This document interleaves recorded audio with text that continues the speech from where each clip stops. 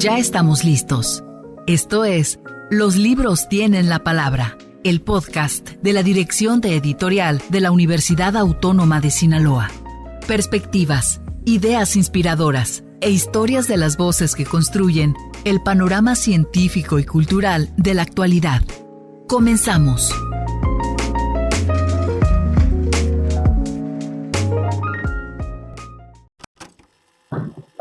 Hola, buenos días. Estamos de nuevo en el podcast Los libros tienen la palabra de la editorial UAS. Estamos muy contentos porque estamos aquí con dos escritores que han publicado recientemente sus libros con nosotros, dos narradores. También me acompaña Iván Rocha en los comentarios. Y bueno, está Viviana Hernández, la autora de una novela que ha tenido bastante éxito con los lectores sinaloenses. Ya nos contará si con lectores de otras latitudes también, ¿no? Tenemos a nuestro querido y viejo amigo, no amigo viejo, sino viejo amigo, Juan Esmerio. Bueno, todo el mundo conoce a Juan, es una pieza angular del escenario cultural de Sinaloa, un editor de cepa de hace muchos años, un poeta muy reconocido y también en algún momento despertó en ti la vocación narrativa. Ya nos contarás un poco también de dónde viene. Y bueno, Iván Rocha, un joven escritor sinaloense que además pues somos compañeros en la editorial UAS, estamos muy contentos. Queremos, antes de comenzar, agradecer a los anfitriones. Estamos en una sala de lectura bellísima en el Museo de Arte de Sinaloa. Justo entrando a la derecha hay una tienda de souvenirs y arriba está este espacio de lectura. Es una sala de consulta donde uno puede venir a leer, a conversar, creo que se dan talleres, círculos de lectura también. Es verdaderamente una joya en medio del centro de la ciudad. Ojalá y la gente que nos escucha en Radio UAS y que nos ve en las diferentes redes sociales se tome el tiempo de darse la vuelta y conocer este espacio tan lindo, ¿no? Bueno, vamos a comenzar haciéndote algunas preguntas, Viviana. A mí me pareció una novela muy interesante, Hacinado. La novela de Viviana se llama Hacinado. Me gustaría preguntarte, antes de entrar a los temas y a los personajes de tu novela, porque tengo entendido que esta es tu primer novela. Sí, así es.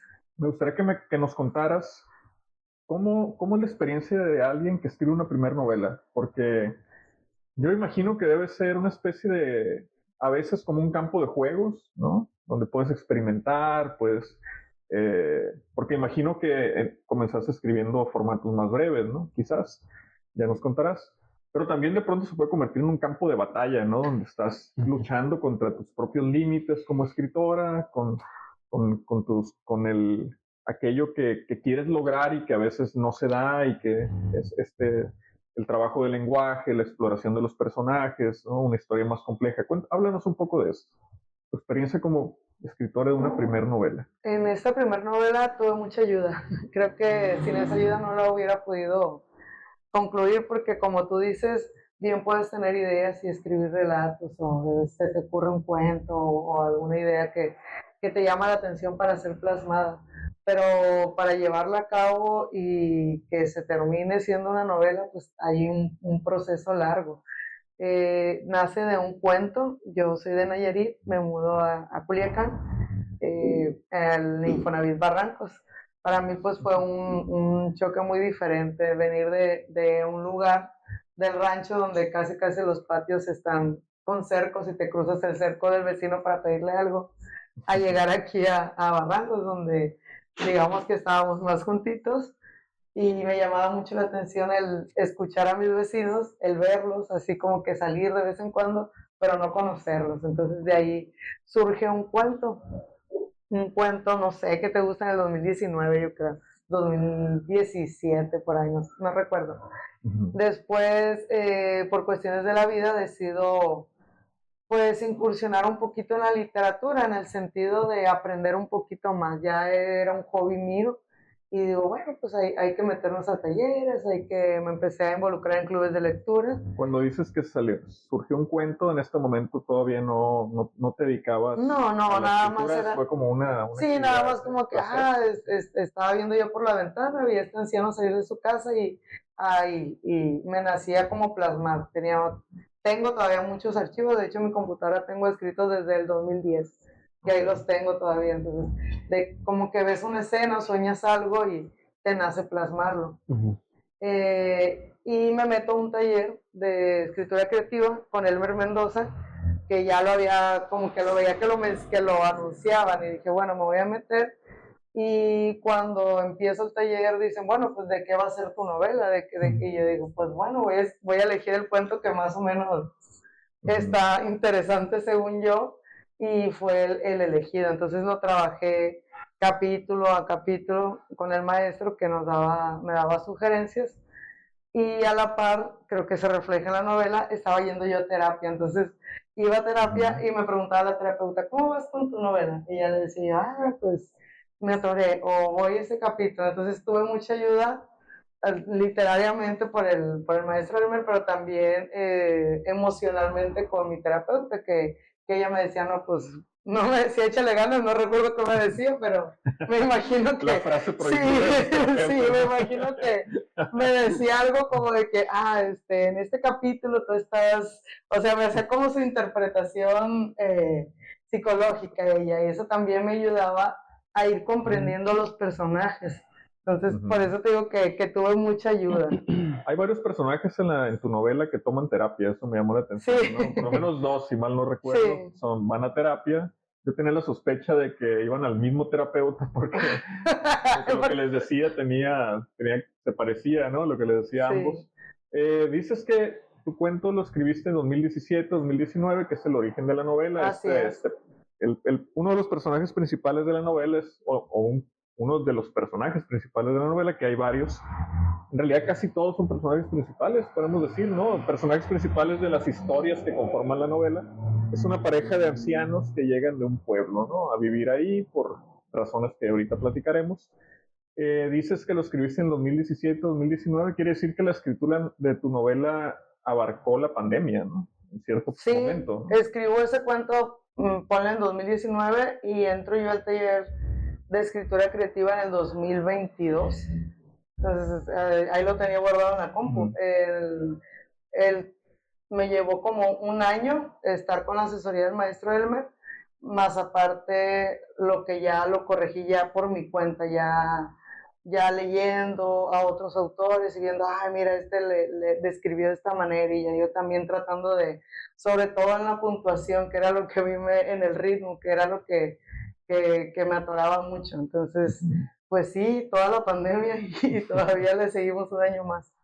Interesante, porque creo que para muchos escritores la pandemia fue un momento muy curioso, ¿no? Donde algunos explotó su capacidad creativa, otros se hundió su capacidad creativa, ¿no? Me da gusto saber que fue un momento que utilizaste para desarrollar tu vocación literaria, ¿no?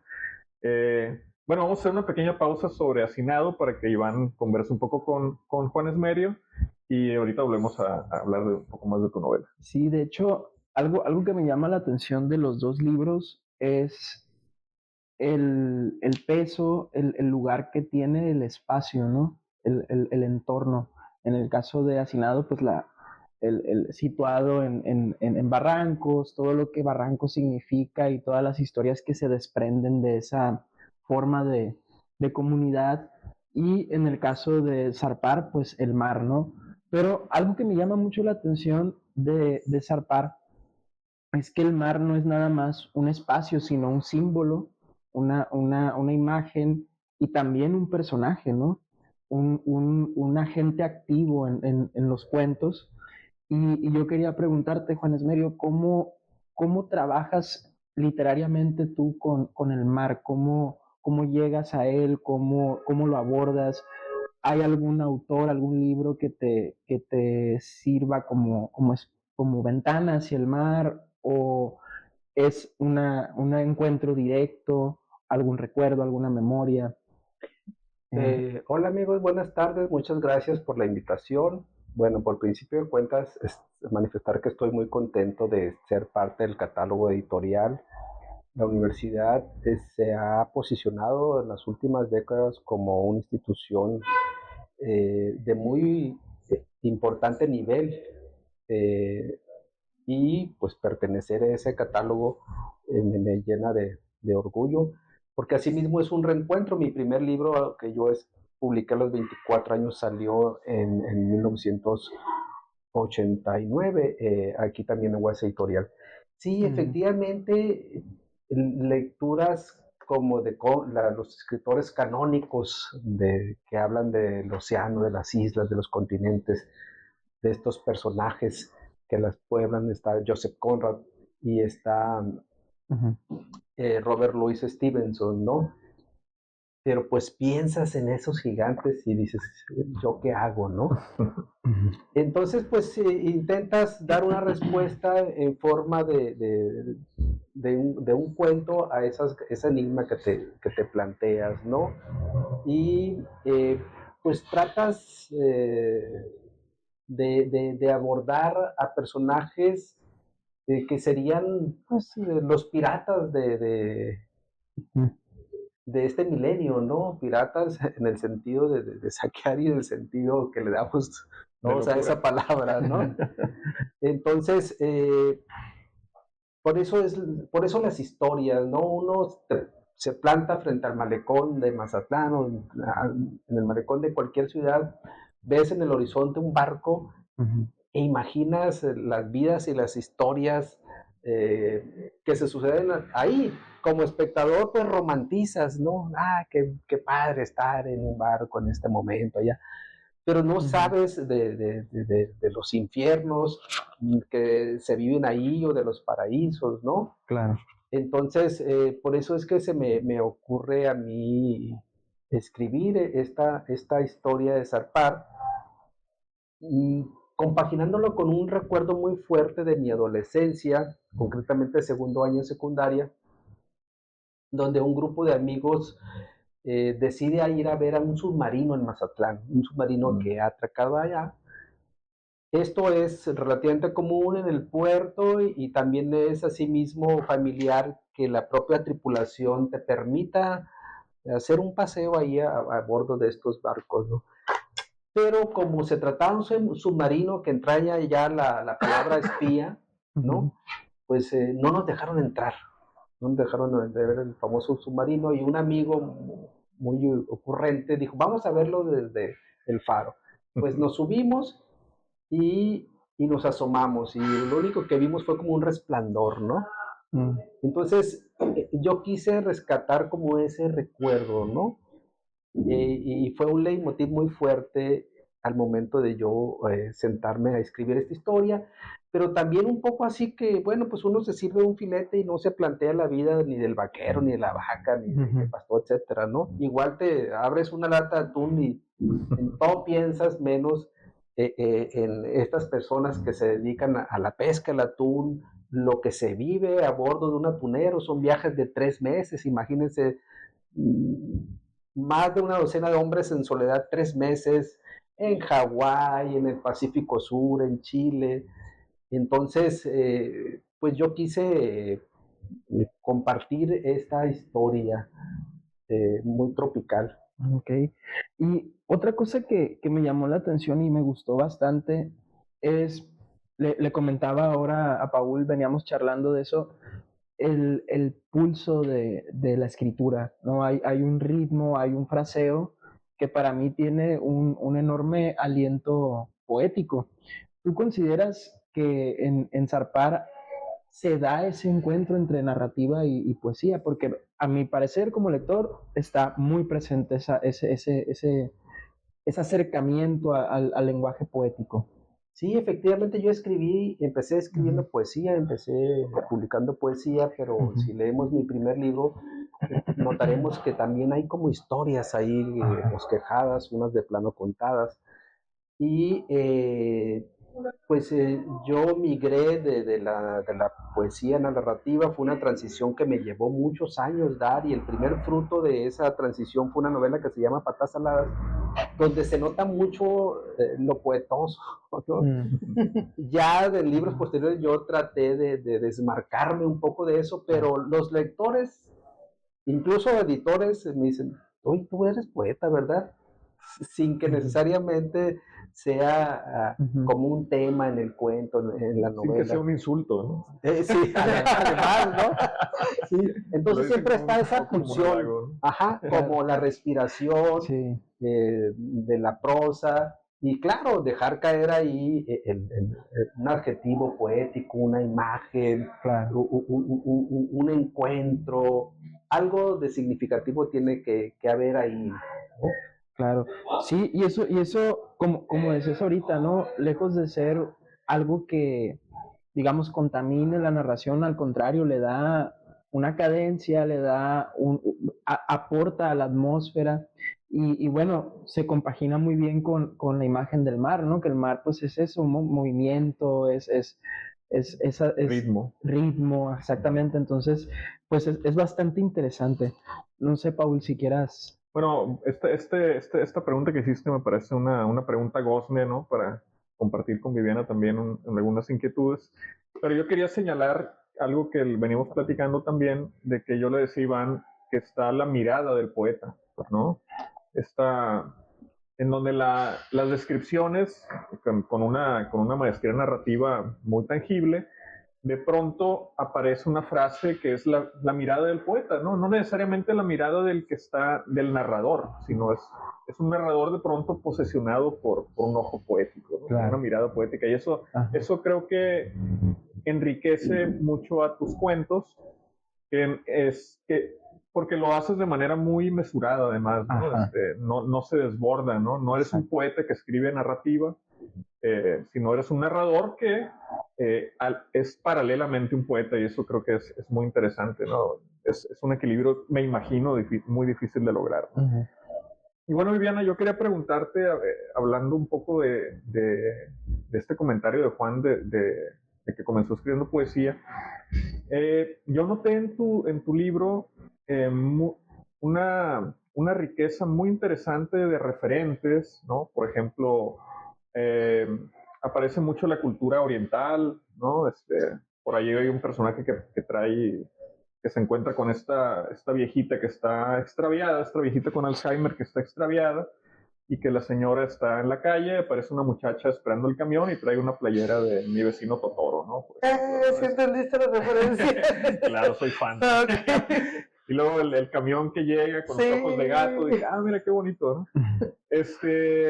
Aparece una canción ahí de BTS, ¿no? De hecho, yo cuando estaba revisando tu novela, como parte de mi trabajo en la editorial, yo te imaginaba como alguien mucho más joven, como alguien, digo, no, eres muy joven, ¿no?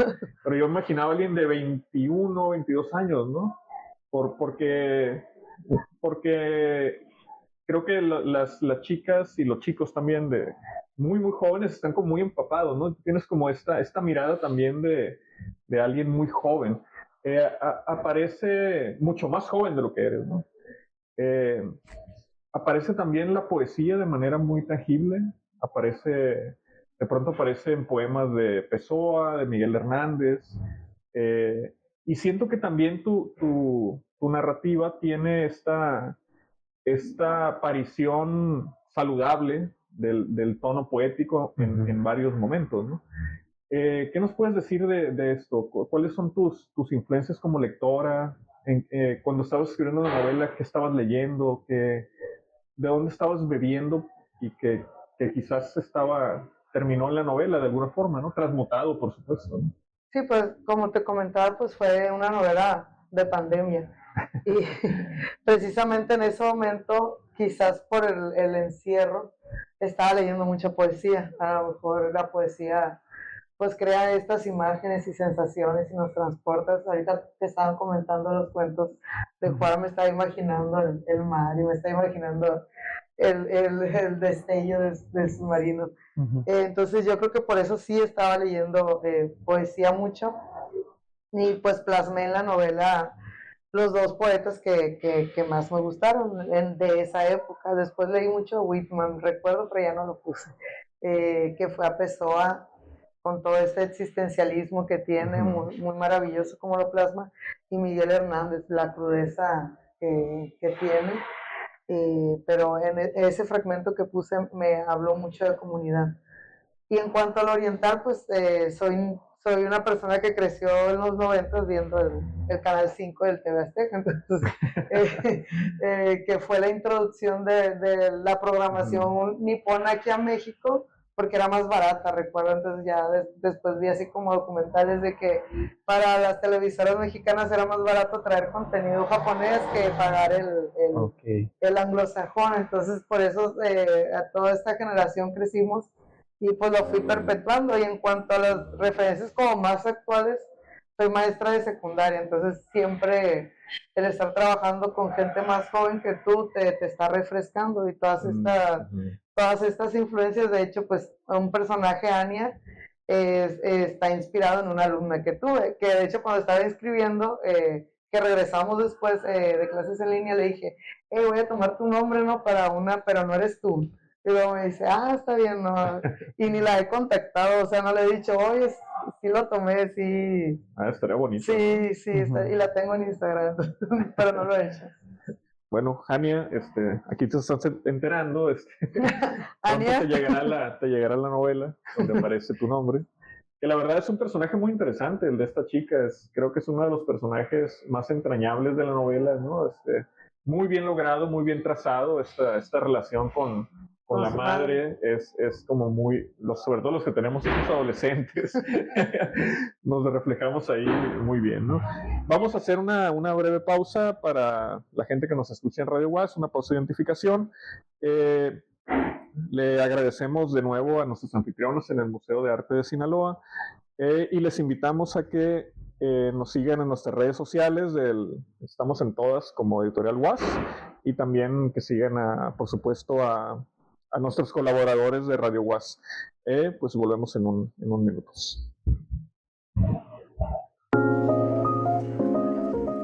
Regresaremos en un instante para que los libros y tú tomen la palabra.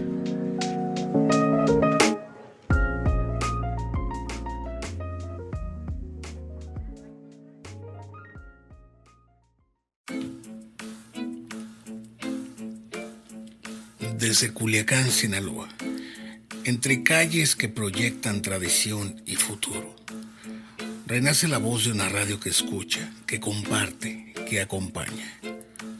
Una radio que proyecta el arte que nos une, las historias que sanan y las voces que sueñan con un Sinaloa más justo, más humano.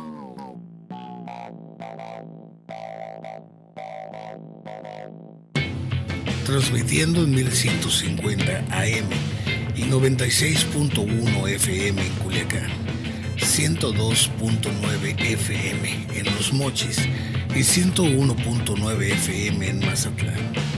Para el resto del mundo, puede escucharnos a través de radiouas.org. Radio UAS, la radio de la Universidad Autónoma de Sinaloa. Con visión de futuro 2029.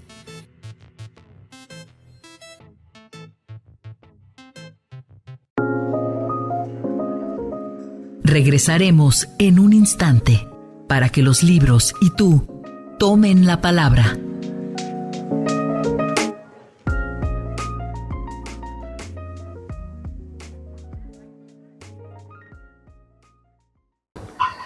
Bueno, hola, estamos de regreso en Los Libros Tienen la Palabra, el podcast de la editorial UAS. Estamos en una conversación muy sabrosa aquí con Juan y con Viviana. Estamos comentando tras bambalinas que los primeros 25 minutos se fueron súper rápido, ¿no? Lo cual creo que es una buena señal. Quisiera, Viviana, comenzar para los que nos escuchan y que quizás les interesaría, con lo que ya han escuchado, echarle un ojo a tu novela, que nos hicieras una pequeña sinopsis de la novela, Ya hemos mencionado, por ejemplo, Iván mencionó que se desarrolla en un barrancos, ¿no? Barrancos literario, hay que decirlo, no es un barrancos espejo del barrancos de aquí, ¿no? Aunque hay muchos elementos correspondientes, ¿no? Es una novela que para mí tiene un gran acierto. Un personaje principal es un gato. Es un gato que va atravesando por las diferentes historias. Eso me pareció un toque excelente para ir creando el entramado narrativo. Pero bueno, aparecen muchos personajes, una novela coral, casi, ¿no? Una novela de muchas voces, de muchas historias. Entonces, ¿cómo nos invitarías a la lectura? ¿Cómo invitarías a alguien que nos escucha a la lectura de tu novela? ¿Cómo lo intentarías seducir para que la adquiera? Bueno, la novela abre con Doña Pati y Don Simón, que se podría decir que son los protagonistas de esta historia. Son una pareja de ancianos que se ve forzada a mudarse a Barrancos. Entonces de ahí la premisa es así como que pobres. Se vienen de un medio rural, ya que Doña Pati tiene inicios de Alzheimer. Entonces la primogénita, la única hija que les sobrevive al matrimonio, se los tiene que traer a la ciudad porque pues aquí hay los servicios con los que no cuentan en la zona rural. Y a partir de ellos empieza esta voz coral de los vecinos, de que, oh, ya viste que llegaron unos nuevos vecinos, ¿quiénes serán? Entonces, la narración se centra en 3 casos, podríamos decirlo así. Esta pareja de ancianos, esta otra madre y su hija adolescente, que ya hemos comentado, que es Hania. La madre se acaba de divorciar, es una madre soltera de 45 años y pues está toda esta efervescencia de estos cambios también a físicos hormonales de la adolescencia y propios de la mujer en esa etapa. Y luego tenemos a un personaje que no tiene nombre. Este personaje se ha construido arriba de su casa un panóptico, como esas cárceles que usaban todo de cristal para observar la conducta 24/7 de los presos. Entonces él en ese panóptico está observando a los vecinos y él los mira pues literalmente por encima del hombro, está siempre analizando su conducta y supuestamente él está haciendo su estudio social. El hilo conductor, como tú mencionabas, es el gato. Es un gato que tampoco tiene nombre, tampoco tiene una descripción de su color o física, para dejarlo al lector eso. Y el gato está por todo el andador y específicamente pues se narra cuando se introduce en las casas de estas 3 familias. Muchas gracias. Bueno, vamos a dar pie para conversar un poco sobre el libro de Juan. Ahorita regresamos a hablar más de Hacinado. Pues ahorita nos comentabas, Juan, que ya habías trabajado la narrativa como género en libros previos, en libros anteriores de tu carrera, que comentábamos, pues es una carrera de muchos años de escritura y de actividad literaria. Yo quería preguntarte, ¿consideras tú que Zarpar es un libro que está hermanado, que se desprende de alguna obra tuya anterior? ¿Cuál es la relación entre Zarpar y tu trabajo literario anterior? ¿O consideras que Zarpar abre una nueva puerta en tu carrera? ¿Cómo ves ese aspecto? Voy a retomar con todo respeto una pregunta de Paul y la respuesta de Viviana. Este libro también fue escrito en pandemia. Mira. Este libro también fue escrito en pandemia y yo había terminado una novela en 2018, la había publicado y seguía como la continuación de esa novela, no una segunda parte, no, pero alargar la historia.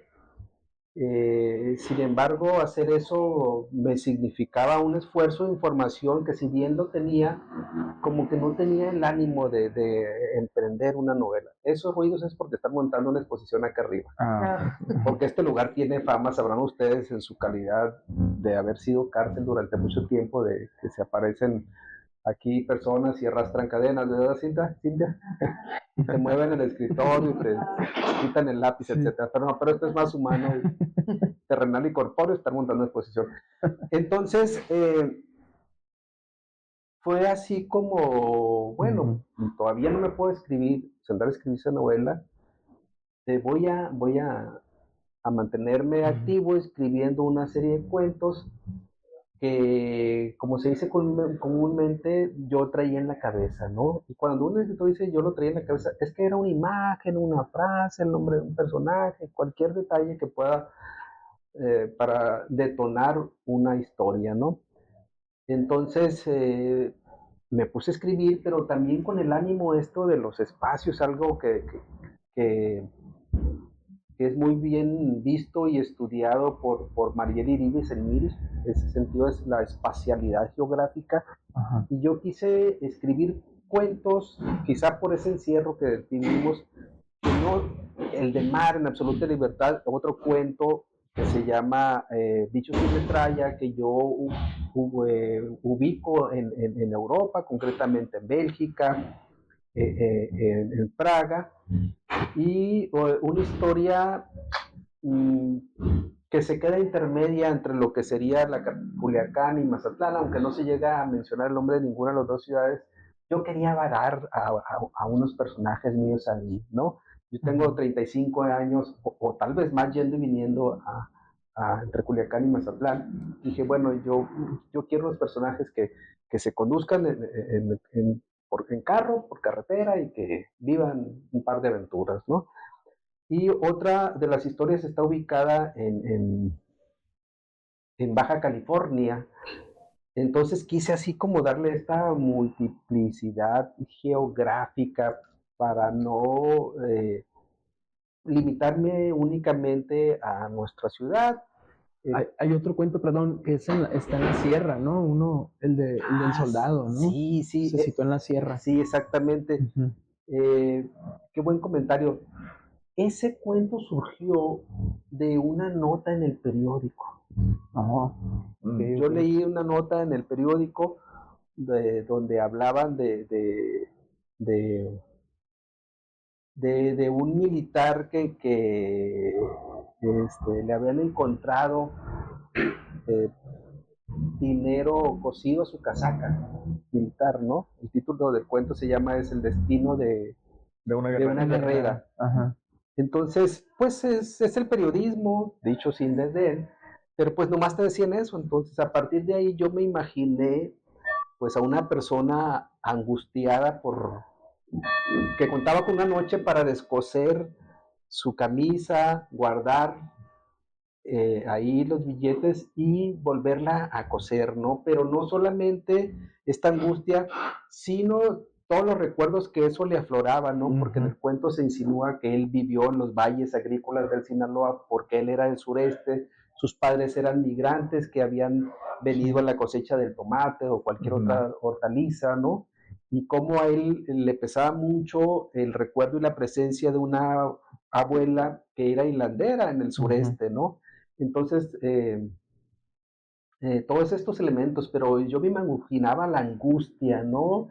Y las tretas para conseguir eso, ¿no? Como ver tú que estás en un pozo de agua y el flujo se viene y ¿qué hago para salir y sobrevivir de aquí, no? Entonces, esa fue una historia que efectivamente sucede en la tierra. Ahí aparece el mar, en la sierra, memoria, ¿no? Sí. Ajá.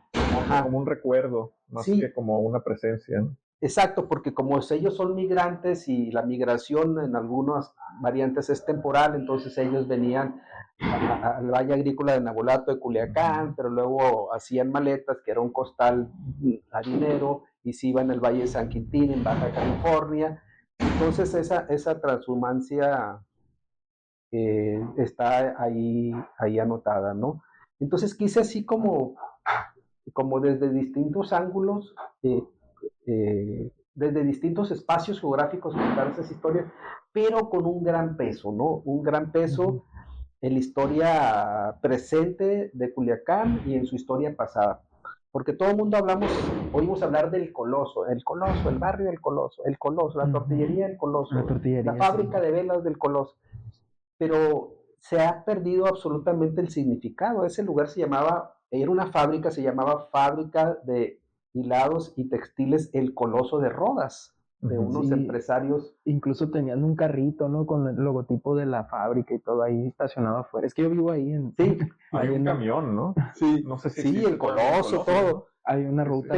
Pero quedó así el Coloso, pero ese, el que acabo de citar, era el nombre, y fue una fábrica de textiles de Culiacán, propiedad de la familia Arredo, el Dorado, que exportaba.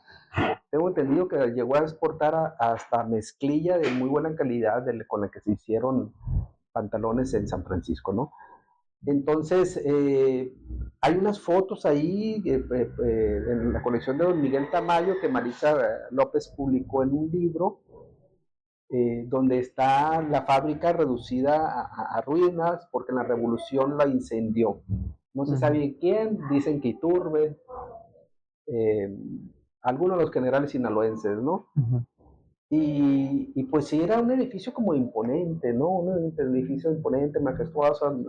No vamos a romantizar aquellos ayeres, ni los vamos a civilizar, pero bueno, son signos urbanos de nuestra ciudad que sobreviven muy tenuamente, ¿no? Entonces yo feché mi libro en ese lugar porque en ese entonces vivía en ese lugar, encerrado con la paranoia de la pandemia, y quise como rescatar esa parte.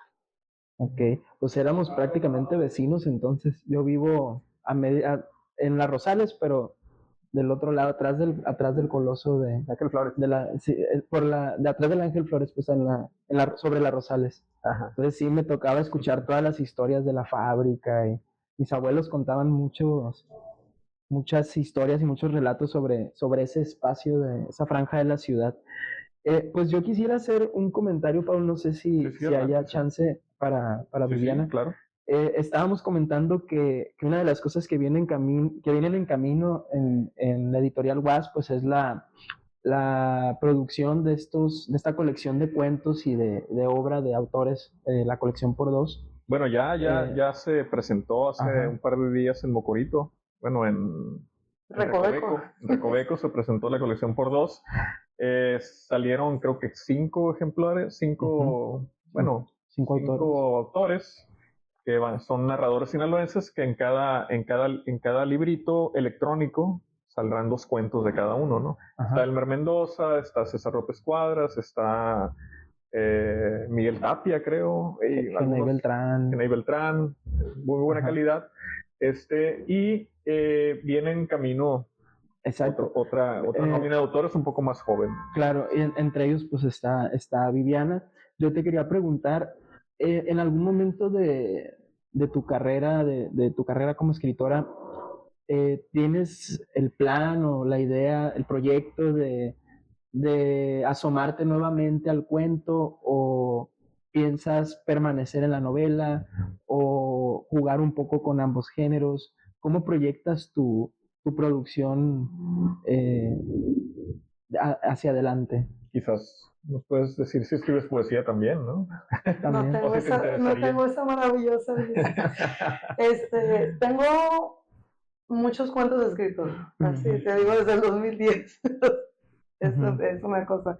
Entonces, normalmente yo escribo cuentos. Okay. ¿Por qué? A lo mejor porque es más acotado. Ya sí veo que uno de los cuentos, o bueno, empiezo a ver que uno de los cuentos se puede ir trabajando como novela, pues ¿vale? De hecho, tengo ya otra novela escrita y tengo pues muchos cuentos, no sé, que te gustan unos 100 cuentos, pero entre ideas, entre trabajados, entre que los tengo retomados, entonces pues de los dos. Y en un tiempo intenté poesía, de hecho en pandemia, que era lo que leía, que se me dificulta mucho tener esa capacidad de acotar en pocas palabras tanta belleza. No me ha salido, a lo mejor quizás forzándolo y estudiando y pudiera ser poeta, pero no, yo creo que que me decanto más por la novela y el cuento. Muy bien, pues qué interesante, hay que estar entonces muy, muy pendientes de lo que viene, porque pues tenemos voces literarias muy interesantes en nuestro estado y en nuestro contexto cultural. Entonces, no sé, Paul, si... Sí, bueno, yo quería hacer un comentario sobre el cuento del soldado. Es un cuento que me pareció muy rico, es un cuento muy breve y que tiene una riqueza en varios niveles. Me llamó la atención este personaje, un soldado, un guacho, Militar. un militar, ¿no?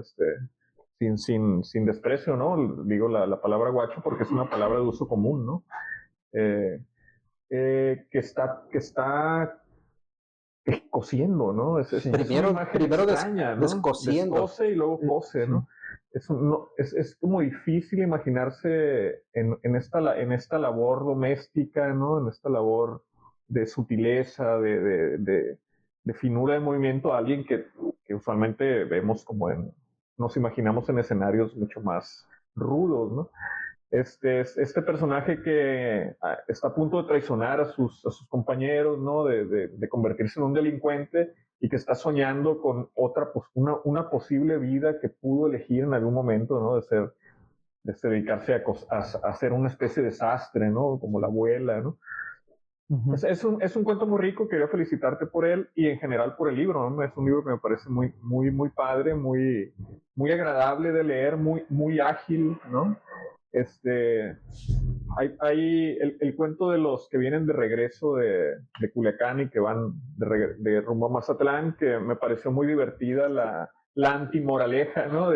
Porque es un grupo de biólogos que vienen de estar en Culiacán y van de regreso a Mazatlán, y el que va manejando pues, se pegó una borrachera, ¿no? Y pues todos le quieren quitar el carro, evidentemente, ¿no? Porque se amaneció. Curiosamente, el que choca no es él. Choca a una de las chicas que finalmente en una parada al baño le quita las llaves, o más bien se sube al asiento del conductor y decide que ella va a manejar y ella es la que choca, ¿no? Sí. Que fue la que no bebió, ¿no? Me pareció muy, muy, muy divertido ese gesto de no estamos diciendo que es mejor manejar borracho que manejar sobrio, evidentemente, ¿no? Pero me pareció muy, muy divertido el toque de humor ahí, ¿no?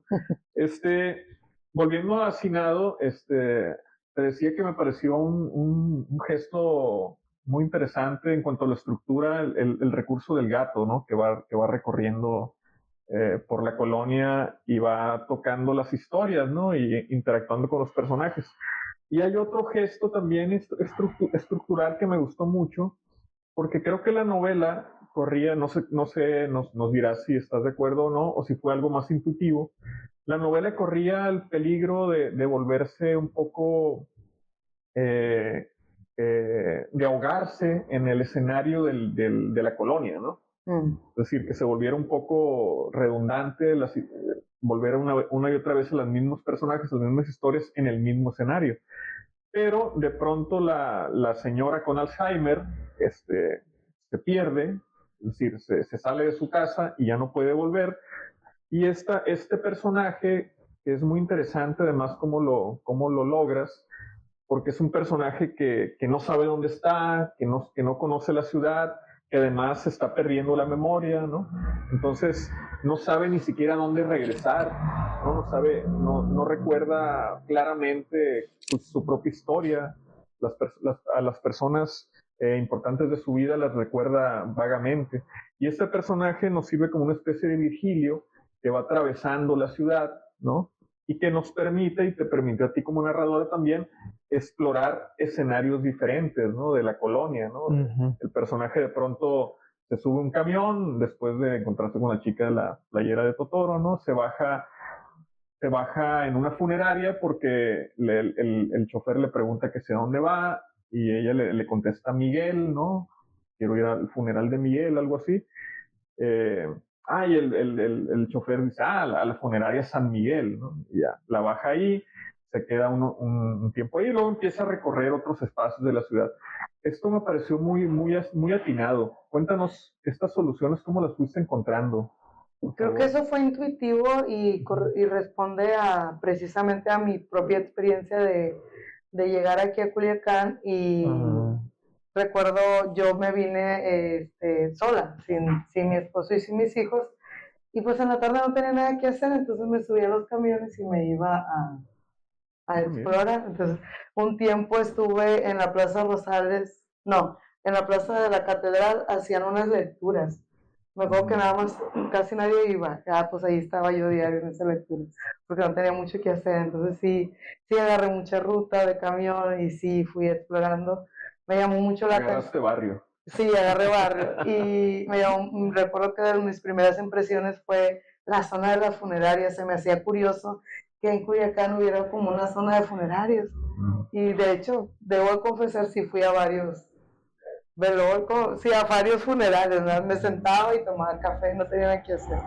Y también me llamó mucho la zona del pediátrico, ver las carpas, a mí me impresionó. Sí, las carpas, del medio, sí, ¿no? en una ocasión fui a donar plaquetas para un alumno y pues ahí estuve viendo el proceso, me quedé varias horas ahí en espera, entonces fueron como que lugares que a mí me impresionaron de aquí de la ciudad, que siento que son muy propios de Culiacán, y por eso decidí que doña Pati anduviera perdida en esos lugares. Muy bien, pues una decisión muy acertada para el hilo narrativo se enriquece muchísimo con ese recurso estructural.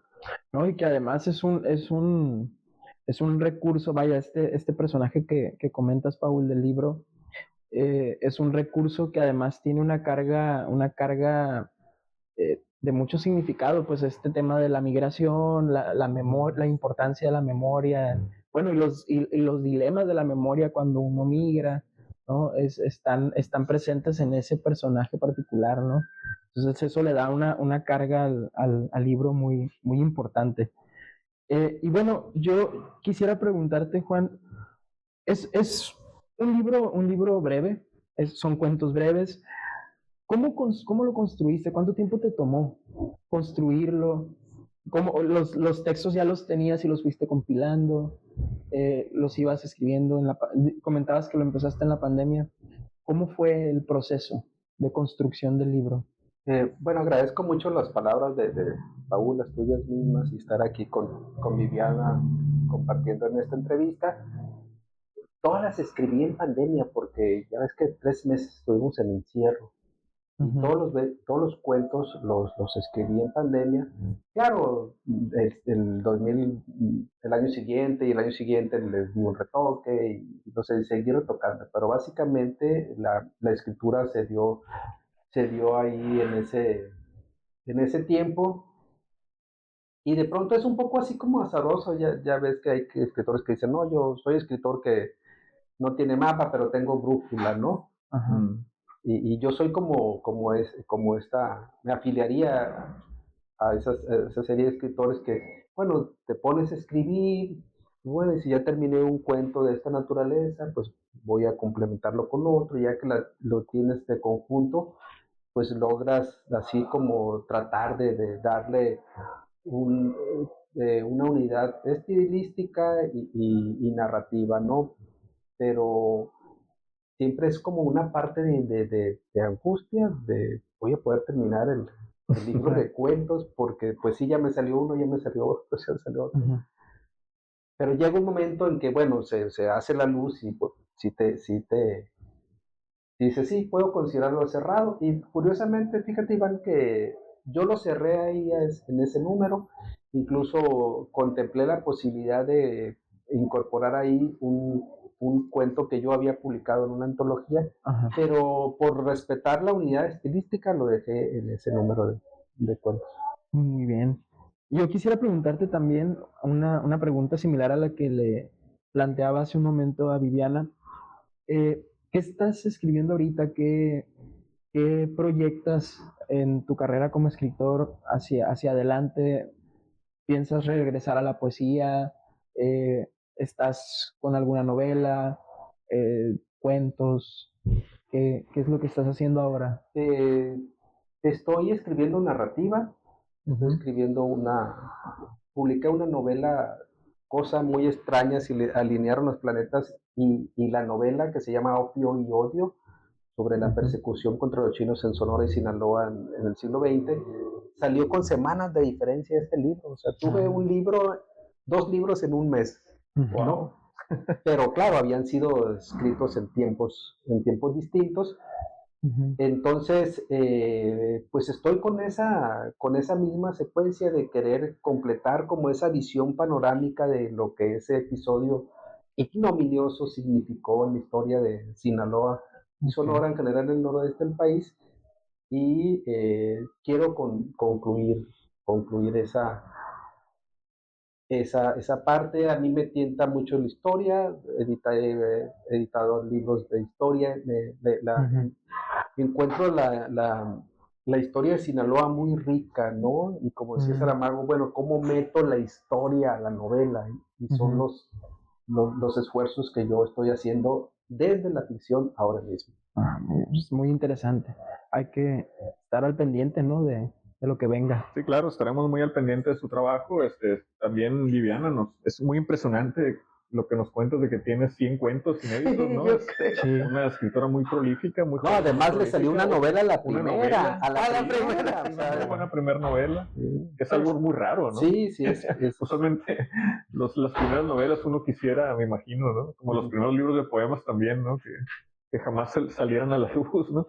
En tu caso hiciste un trabajo extraordinario. Gracias. No, gracias a ustedes. Juan, tú eres un escritor muy versátil. Ahorita que estabas diciendo que, además de los temas narrativos y en la poesía, también tienes un libro sobre cocina. Sí, ¿no? Sobre gastronomía. Sí. Voy a terminar de contestar la pregunta de Iván. Escribir poesía para mí en algún momento será igual de prioritario como lo fue cuando tenía 18 o 20 años. Pero como tú bien lo viste, y como me lo han señalado algunos lectores, que me dicen, tú eres poeta, aunque escribo narrativa, ¿no? Sí. Sí, efectivamente, también en ese encierro escribí ese libro de crónicas, porque bueno, pues yo soy, Mario, gente lo sabe, yo soy muy tragón, muy buen comedor, de buen colmillo, me gusta cocinar. Los mercados, las fondas, los restaurantes de 5 estrellas y de 1 estrella son los lugares que yo frecuento, cocinas económicas y demás. Y en el encierro sentía mucho esa nostalgia de no comer fuera, ¿no? Y de no comer así, de llegar a un lugar y no lavarte las manos, ¿no? Porque ya ven que hasta las tortillas lavamos en pandemia, ¿no? Las frutas, los tomates, así, dependiendo de la locura de cada quien, les damos una estropajeada. En fin, entonces, con el ánimo de revivir sabores y experiencias gastronómicas, es que escribo Gastronomía como León. Bueno, pues muchas gracias. Sinceramente, para nosotros como anfitriones fue una conversación deliciosa. Esperemos que se la hayan pasado bien ustedes también. Y sobre todo que nuestros escuchas, la gente que nos ven en las plataformas digitales, también se la pasen bien en esta conversación y que vayan hacia los libros, ¿no? Vayan al libro de Hacinado, la novela de Viviana, vayan al libro de Zarpar de Jones Merio y a sus diferentes publicaciones, y que estén pendientes de lo que está por venir también en la editorial UAS. Vienen cosas muy padres, vienen libros de una calidad extraordinaria, y también queremos invitarlos a que estén pendientes de las actividades en la Feria del Libro de Mazatlán, que se estará realizando cuando se pase este podcast, ¿no? Pero seguramente quedará rastro digital ahí de muchas cosas, ¿no? Claro. En fin, un abrazo a todos, sobre todo agradecerles a ustedes su generosidad, agradecer a Iván y por supuesto a quien nos escucha. Esto fue Los Libros Tienen la Palabra, de la editorial UAS.